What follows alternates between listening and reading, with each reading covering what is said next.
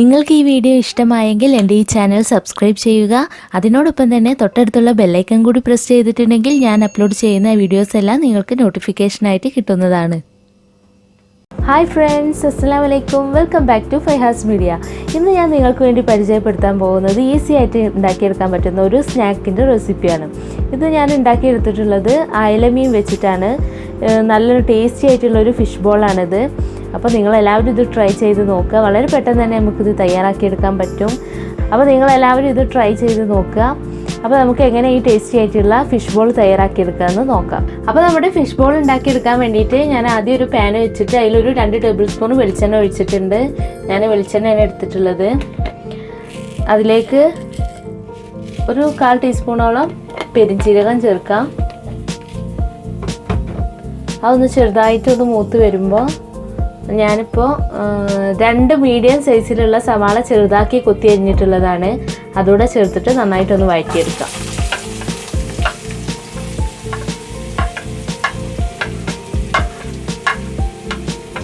അതുപോലെ തന്നെ ഒരു 3 പച്ചമുളക്, ചെറിയ 3 പച്ചമുളക് ചെറുതാക്കി അരിഞ്ഞത് അതുകൂടെ ഇട്ടിട്ട് നന്നായിട്ടൊന്ന് വഴറ്റിയെടുക്കുക.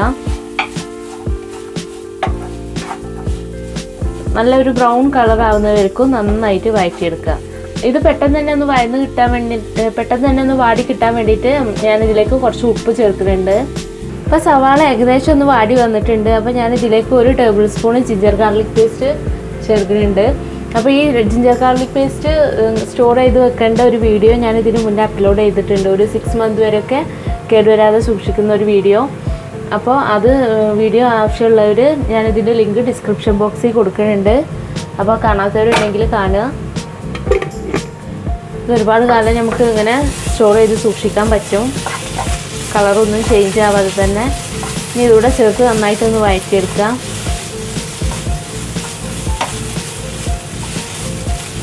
ഇപ്പോൾ ഉള്ളിയും ഇഞ്ചി വെളുത്തുള്ളി പേസ്റ്റൊക്കെ നന്നായിട്ട് വാടി വന്നിട്ടുണ്ട്, നന്നായിട്ട് കളറൊക്കെ ചേഞ്ചായി വന്നിട്ടുണ്ട്. ഇനി നമുക്ക് ഇതിലേക്ക് മസാല ചേർത്ത് കൊടുക്കാം. ഒരു 1/4 ടീസ്പൂൺ മഞ്ഞൾപ്പൊടി, അതുപോലെ തന്നെ ഒരു 1/4 ടീസ്പൂൺ ഗരം മസാല, 1/4 ടീസ്പൂൺ മുളക് പൊടി, ഒരു 1/4 ടീസ്പൂണോളം മല്ലിപ്പൊടി. ഇത്രയും ചേർത്തിട്ട് ഇതൊന്ന് നന്നായിട്ട് മിക്സ് ചെയ്യാം.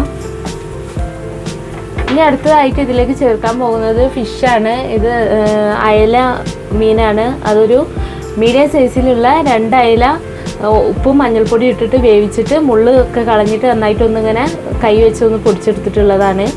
അതും ഇതിലേക്ക് ചേർക്കാം.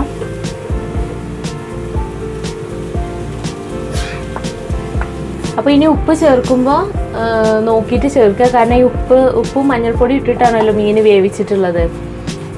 അപ്പോൾ ഇനി അതിന് നോക്കിയിട്ട് ഉപ്പ് ചേർക്കുക.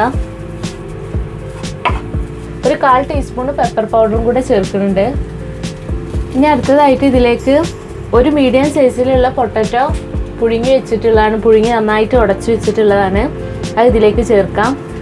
പിന്നെ എരിവൊക്കെ നിങ്ങളുടെ ഇഷ്ടത്തിനനുസരിച്ച് മാറ്റം വരുത്താം. കുരുമുളകിൻ്റെ അളവോ അല്ലെങ്കിൽ പച്ചമുളകിൻ്റെ അളവൊക്കെ കൂട്ടി കൊടുത്താൽ മതി. ഇത് നന്നായിട്ടൊന്ന് മിക്സ് ചെയ്തെടുക്കുക.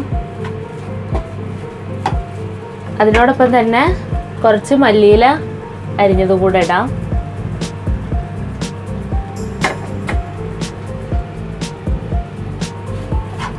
ഇത് നന്നായിട്ട് മിക്സ് ചെയ്യാം. അപ്പോൾ നമ്മുടെ ഫിഷ് ബോളിൻ്റെ മസാല ഇവിടെ റെഡി ആയിട്ടുണ്ട്. ഇനി ഇതൊന്ന് ചെറുതായിട്ടൊന്ന് ചൂടാറിയതിന് ശേഷം ഒന്ന് ബോൾസ് ആക്കിയിട്ട് എടുക്കാം. അപ്പോൾ ഇനി നമുക്ക് ചൂടാറാൻ വേണ്ടിയിട്ട് വെക്കാം. ഇപ്പോൾ നമ്മുടെ ഫിഷ് ബോളിൻ്റെ മസാല നന്നായിട്ട് ചൂടാറിയിട്ടുണ്ട്. അപ്പോൾ ഇനി നമുക്കിതൊന്ന് ബോളാക്കിയിട്ട് ഉരുട്ടിയെടുക്കാം. ഏകദേശം ഇതുപോലത്തെ സൈസിലുള്ള ബോൾസ് ആക്കിയിട്ട് എടുക്കുക. നമുക്ക് ഇനിയൊരു പ്ലേറ്റിലേക്ക് മാറ്റാം. അതുപോലെ ബാക്കിയുള്ളത് നമുക്ക് ഇതുപോലെ ബോൾസ് ആക്കി എടുക്കാം. അപ്പോൾ ഇതുപോലെ എല്ലാതും ഞാൻ ഇങ്ങനെ ബോൾസ് ആക്കിയിട്ട് മാറ്റി വെച്ചിട്ടുണ്ട്. ഇനി ഇത് നമുക്ക് മുട്ടയിൽ മുക്കിയിട്ട് ബ്രെഡ് ക്രംസിലൊന്ന് റോൾ ചെയ്തെടുക്കാം. അതിന് വേണ്ടിയിട്ട് ഒരു മുട്ട ഞാനിവിടെ നന്നായിട്ട് ബീറ്റ് ചെയ്ത് വെച്ചിട്ടുണ്ട്. അതിലേക്ക് ഒരു ബോൾസ് ഇട്ടിട്ട് നമുക്ക് ഈ ബ്രെഡ് ക്രംസിലൊന്ന് റോൾ ചെയ്തെടുക്കാം. അങ്ങനെ ഓരോന്നും ഇതുപോലെ തന്നെ മുട്ടയിൽ മുക്കി ബ്രെഡ് ക്രംസിൽ റോൾ ചെയ്തെടുക്കാം. നിങ്ങൾ ആദ്യമായിട്ടാണ് എൻ്റെ ഈ വീഡിയോ കാണുന്നത് എന്നുണ്ടെങ്കിൽ സബ്സ്ക്രൈബ് ചെയ്യാൻ മറക്കരുതേ. പിന്നെ അതുപോലെ തന്നെ ബെല്ലൈക്കൺ കൂടി പ്രസ് ചെയ്യണം. എന്നാൽ മാത്രമേ ഞാനിടുന്ന വീഡിയോസൊക്കെ നിങ്ങൾക്ക് നോട്ടിഫിക്കേഷനായിട്ട് കിട്ടുള്ളൂ. അപ്പോൾ നിങ്ങൾക്ക് ഈ വീഡിയോ ഇഷ്ടമായിട്ടുണ്ടെന്നുണ്ടെങ്കിൽ നിങ്ങൾ നിങ്ങളുടെ ഫ്രണ്ട്സുമായിട്ടൊക്കെ ഷെയർ ചെയ്യാം. അതുപോലെ തന്നെ നിങ്ങളുടെ അഭിപ്രായങ്ങളൊക്കെ കമൻറ്റ് ചെയ്യാം. അപ്പോൾ എന്തെങ്കിലും ഡൗട്ട്സൊക്കെ ഉണ്ടെന്നുണ്ടെങ്കിൽ ഞാൻ അതിന് റിപ്ലൈ തരാം. അപ്പോൾ നമ്മുടെ ഫിഷ് ബോൾസ് എല്ലാം ഞാൻ ബ്രെഡ് ക്രംസിൽ നന്നായിട്ട് റോൾ ചെയ്തെടുത്തിട്ടുണ്ട്. ഇനി ഇത് നമുക്ക് ഓയിലിൽ ഫ്രൈ ചെയ്തെടുക്കാം. അപ്പോൾ നമ്മുടെ ഫിഷ് ബോൾസ് ഫ്രൈ ചെയ്തെടുക്കാൻ വേണ്ടിയിട്ട് ഒരു പാൻ ചൂടാക്കിയിട്ട് അതിൽ കുറച്ച് ഓയിൽ ഒഴിച്ചിട്ടുണ്ട്. അപ്പോൾ എണ്ണ ഒന്ന് ചൂടായി വന്ന് അതിലേക്ക് ഇനി നമുക്ക് ഓരോ ഫിഷ് ബോൾസ് ഇട്ട് ഫ്രൈ ചെയ്തെടുക്കാം. ഞാൻ സൺഫ്ലവർ ഓയിലാണ് യൂസ് ചെയ്തിട്ടുള്ളത്. നിങ്ങൾക്ക് ഇഷ്ടമുള്ള ഓയിൽ യൂസ് ചെയ്യാം. ഞാനിതൊന്ന് ഷാലോ ഫ്രൈ ചെയ്തെടുക്കണുള്ളൂ. കാരണം ഉള്ളിലുള്ളതൊക്കെ മസാല ഒക്കെ നന്നായിട്ട് വെന്തിട്ടുള്ളതല്ലേ. അപ്പോൾ ഇനി ഇത് ജസ്റ്റ് ഒന്ന് റോൾ ചെയ്തെടുത്താൽ മതി. പുറം ഭാഗമൊക്കെ ഒന്ന് ക്രിസ്പി ആയാൽ മതി. മീഡിയം ഫ്ലെയിമിലിട്ടിട്ട് ഫ്രൈ ചെയ്തെടുക്കുക. അതല്ലാന്നുണ്ടെങ്കിൽ പൊട്ടിപ്പോകാൻ ചാൻസ് ഉണ്ട്. പിന്നെ അതുപോലെ തന്നെ എണ്ണ കുടിക്കും. അപ്പോൾ ഒരു മീഡിയം ഫ്ലെയിമിലിട്ടിട്ട് ഫ്രൈ ചെയ്തെടുക്കുക. അപ്പോൾ നമ്മുടെ ഫിഷ് ബോൾ ഇവിടെ റെഡി ആയിട്ടുണ്ട്. കണ്ടോ, ഈ ഒരു കളറാവുന്നവർക്ക് നമ്മളൊന്ന് ഫ്രൈ ചെയ്തെടുക്കുക. ഇനി നമുക്കിത് കോരിയെടുക്കാം.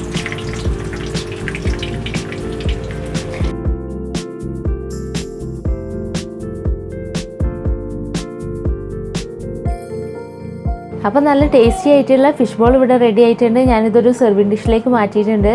അപ്പോൾ ഇത് കെച്ചപ്പിൻ്റെ കൂടെയൊക്കെ നല്ലൊരു കോമ്പിനേഷനാണ്. നിങ്ങളെല്ലാവരും ഇത് ട്രൈ ചെയ്ത് നോക്കുക. നിങ്ങൾക്ക് വീഡിയോ ഇഷ്ടമായിട്ടുണ്ടെന്നുണ്ടെങ്കിൽ നിങ്ങൾ സബ്സ്ക്രൈബ് ചെയ്യുക, അതുപോലെ തന്നെ ഷെയർ ചെയ്യുക. അപ്പോൾ പുതിയൊരു വീഡിയോയുമായിട്ട് നമുക്ക് വീണ്ടും കാണാം. Thanks for watching.